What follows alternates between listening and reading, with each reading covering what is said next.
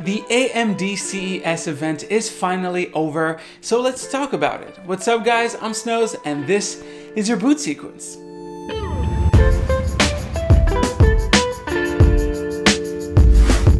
Let's break down what was talked about. First, we're not getting Navi. It seems like instead we're going to have Vega 7, aka Vega 2, but it's still going to be on a 7nm process. According to the charts that they showed, this card will be a minimum of 27% faster than Vega 64 in content creation and around 62% faster in OpenCL tasks. That's pretty good. In gaming, the charts show a 35% uplift in Battlefield 5, 25% in Fortnite, and 42% in Strange Brigade. It's nice to see them using Battlefield 5 since this game is an Nvidia specific title. They did show some FPS performance charts with Battlefield 5 and Far Cry 5 getting 60 FPS on average on 4K at max settings. I tried to compare those numbers to the RTX 2080 and they look kind of similar. In Far Cry 5 at 4K max settings with TAA on, the RTX 2080 runs at an average of 65 FPS. So the 62 FPS that the Radeon 7 Vega 2 has is pretty much equivalent. Then we have the price.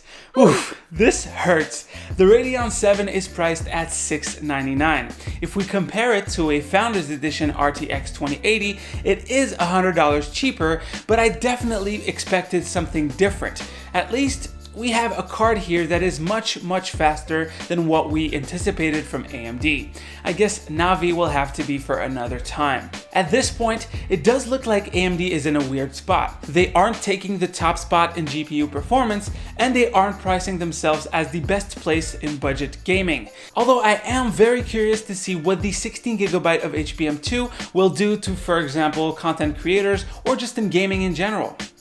Then we had the Ryzen 3000. I was already on my toes at that point in the presentation because, we didn't see Navi anywhere, so I was afraid that we wouldn't see Ryzen 3000.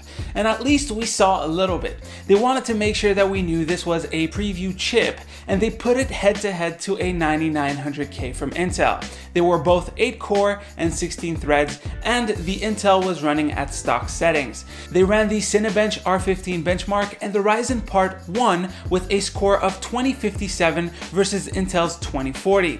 She then went on to show us the die of an 8-core part, and I guess we were right about how the chip was built. The bigger die on the left is the I/O die, while the one on the top right is the chiplet. This one is an 8-core 16-thread chiplet, and I'm pretty sure that if there is a 16-core variant, we'll have a second chiplet right under that one. The main thing to take away here is that AMD seems to have finally bumped up its IPC significantly and probably increased its clock speed by a lot.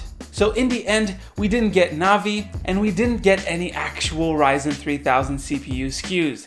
But all in all, I'm not that disappointed because AMD finally gave us a new GPU and showed us that Ryzen 3000 will be able to pull its own weight. God, it sucks that we didn't get any actual info on Ryzen 3000. Anyways guys, I think we were all waiting for more, but there is still time for AMD to bring us new things once they actually announce Ryzen 3000, which will probably be at Computex in mid-2019. As usual, you can click right here to see the latest video, right here to subscribe to the channel. Leave a comment down below letting me know what you thought about this whole AMD event. We got new things, but it wasn't what we thought. We didn't really get any concrete info on Ryzen 3000, so I'm kind of sad about that. Anyways guys, stay frosty, and I'll see you guys on the next one.